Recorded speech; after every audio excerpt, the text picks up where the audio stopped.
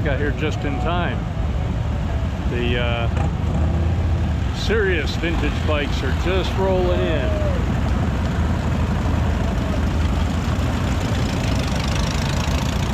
These bikes are from the 1920s and 19-teens. Is that the first group to come in? No. Oh, there's more over there. That's like probably 4, 5, 6. Oh, okay.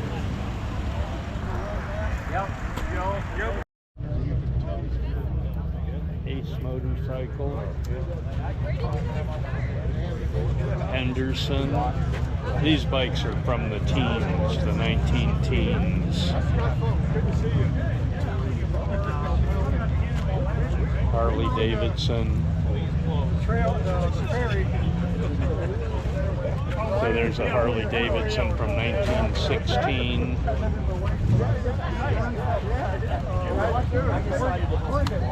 I don't think I get Yeah, right. Yeah. How's the ride been so far? Oh, it's been good because the weather's good. That's why. So that it's unseasonably cool, you know. Yeah. Your name?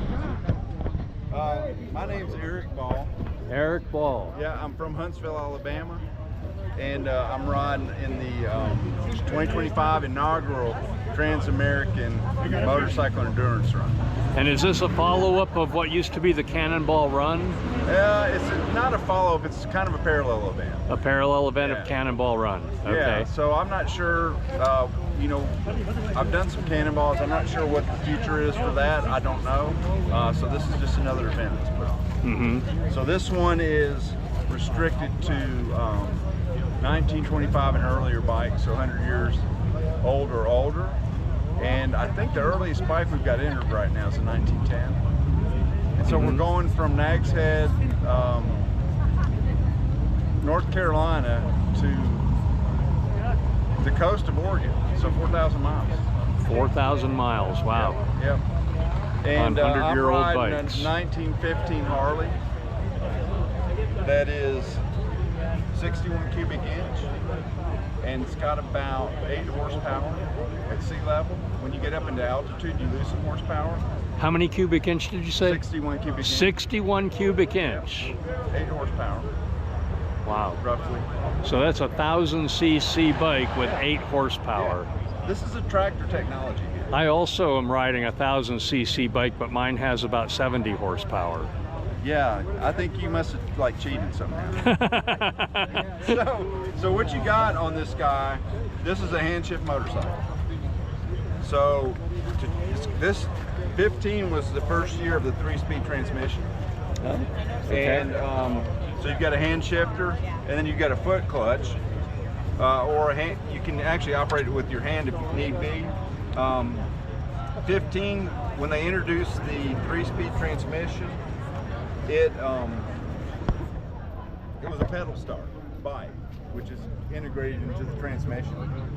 And So you actually have to spin the pedals and get the bike moving to start it. So you put it up on the rear stand, you pedal it, Oh. and then it cranks up, and then you drop it off and you ride it. Oh, okay. Now, once it's warm, you can usually just kick one of the pedals. Just kind of push it down, you know, and kick it through, and it'll normally start. Okay. In 16, they came out with the Kickstarter. Mm-hmm. Yep.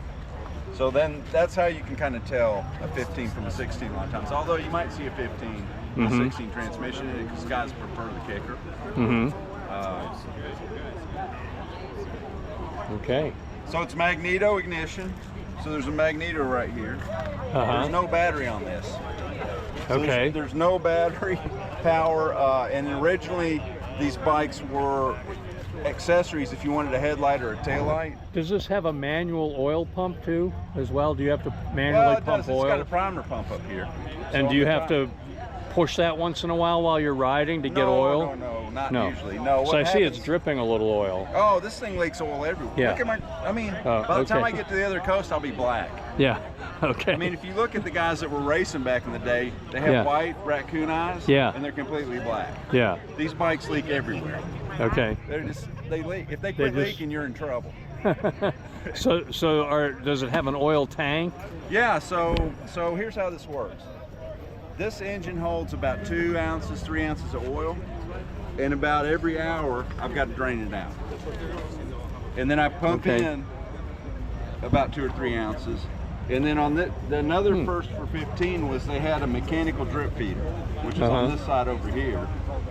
And what the mechanical drip feed is it's this little setup here. It's basically, there's gears in here, and as it rotates, it'll put a drop of oil in. So bikes before 15, they would just have a dripper on them. So you would prime it up, and then you would turn your dripper on for like one drop every couple seconds or so, because the motors burn oil. Yeah. They weren't really intended, they weren't doing it to avoid the leaks. Right. But the engines were burning oil back then, they didn't use oil rings. So another thing with the oil rings, oil was going past the pistons into the compression chamber. Yeah, so that's another interesting thing. If you look in the manuals for this era, they would tell you at every 750 miles to pull the cylinders off and decarbon the pistons. Oh, because burning oil, they would build up a lot of carbon. It burns and it starts to build up, and then it actually increases the compression. Right. And when it gets kind of thick, you'll get detonation because it'll get a hot spot in it, and it'll start firing when it wants to fire. Yeah. Now, something that we do that are riding cross country is we'll put an oil ring in here. So I'm not burning on that. So do you have to change the piston in order to put an oil ring in it? Yeah, you would probably put them on a piston, because originally these were cast iron. Right. So and those old cast iron pistons, it's not. Some bikes I run them with cast iron, but I wouldn't do it across the country. Okay. I mean, not saying they couldn't do it. So you replaced it with aluminum pistons that have a groove for an oil ring. Yeah, right. Yeah. You could machine it in the groove in a cast iron if you Oh, okay, right. But that's why I've got to dump the oil every hour, is because normally it'd be burning it. Okay. So now it accumulates. Okay. And if it starts to accumulate in the crankcase, it builds up back pressure, which can rob you of horsepower, and overheat the motor a little bit, and also it starts to leak out a lot more. Okay. All right. So there's a valve somewhere that lets the oil out, where you open a valve to dump it? Well, there's a drain. All these motors had a drain plug on them. Oh, It's okay. kind of the same deal. So you have to stop and get off the bike and open a drain plug to drain the oil? When I get to the end of this, I know this is a strange thing to say, but about a week after I get off of one of these cross-country runs, my knees peel. Okay. Because I'm kneeling every hour beside this bike, and sometimes I'm in gravel and stuff, and so my knees sort of get calloused up. Yeah. Like the bottom of your feet. Yeah. And then after about a week, they just come off. They peel off. It's extra skin. Yeah. And it's because kneeling. You're constantly kneeling. So a little bit of that is kind of kneeling beside my baby here too. Yeah. Now, did you restore this bike? So the interesting question is,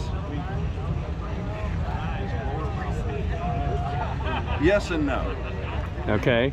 So the bike was rideable when I got it, but the way these motors and transmissions are, it's a good idea to pull them apart about every 5,000 miles. Okay. Just to kind of inspect things. Okay. Since I've ridden this particular bike on 3 cannonballs, the last cannonball I rode, I didn't pull the motor apart afterwards. So right now I'm kind of breaking my own rules, and I'm just kind of seeing where it takes me. Okay. Because I should have taken it apart and looked, but I said it's running good, let me just see what happens. So if I make it like 10 more miles and it's over, then I'll be like, I probably should have taken that motor apart. Okay. So yeah. This would be a good place to stop. All right. And I see it has a steel seat that looks like a tractor seat. This is seat. a modification. Okay. So there's a couple modifications, because these bikes need to be street legal and comfortable. So normally they have a leather seat on them that's kind of like a bicycle seat. Right. But to ride at 4,000 miles is very, very uncomfortable. Okay. So this actually is a tractor seat. Okay. Because if a farmer can sit on a tractor all day, it means it's good for Eric. Okay. Yeah, so So And then you put a I removed- sheepskin cover on it. Well, that's just to kind of, you know, so, and there's vent holes, but this this idea came from a gentleman named Victor Bucock, who the first cannonball was in It 2010. has a spring under it or no? Well, it's a pogo. It's a pogo deal. Oh, Like okay. all the I lights see it. are. Okay. So Victor Bucock rode the, well, he was signed up for the 2010 Cannonball, which was the first one. And Victor turns 83 years old this month. He lives out in California. He's got a 14 Harley that he's owned since like 1970. But he said before they were going to run this first Cannonball, he said he decided to take his 14 Harley cross country by himself just to see if it was doable. And then if it was doable, then he was going to get on the Cannonball. So he's got a tractor seat on his. So that's where I got the idea. But what Victor did, Victor gets on his bike, he throws a couple tires on his handlebars, and he proceeds to ride from California to New York by himself, no support vehicle. I think he might have had a cell phone, maybe. Okay. A lot of times you don't get cell service. And you know, here he goes and he crosses the country, and he's like, okay, now I'll go on the Cannonball. In 2010. But then he decided maybe he was a little too tired, or maybe his bike needed some work, and he decided to sit it out. But then in 12 on, he's always done it. Oh, okay. Yeah. So that's where the seat came from, though. It's like he kind of pioneered that idea.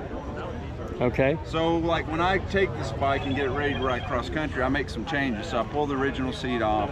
I add an auxiliary gas tank. You know, there's some additions for long distance riding. Right. Okay. All their map data.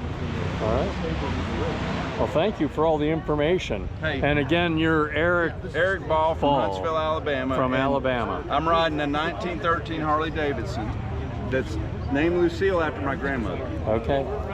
You said it's 1913 or 1915. 1915. Yep. Okay. And like I tell everybody Named that I Lucille. talk to, after you talk to me, that'll be $1.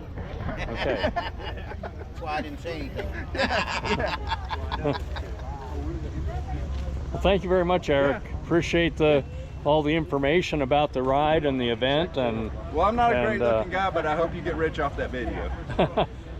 I hope I get more views than most of my videos get. Right, okay. All right, we'll talk to you later. All right, Eric, thank you very much. Appreciate it.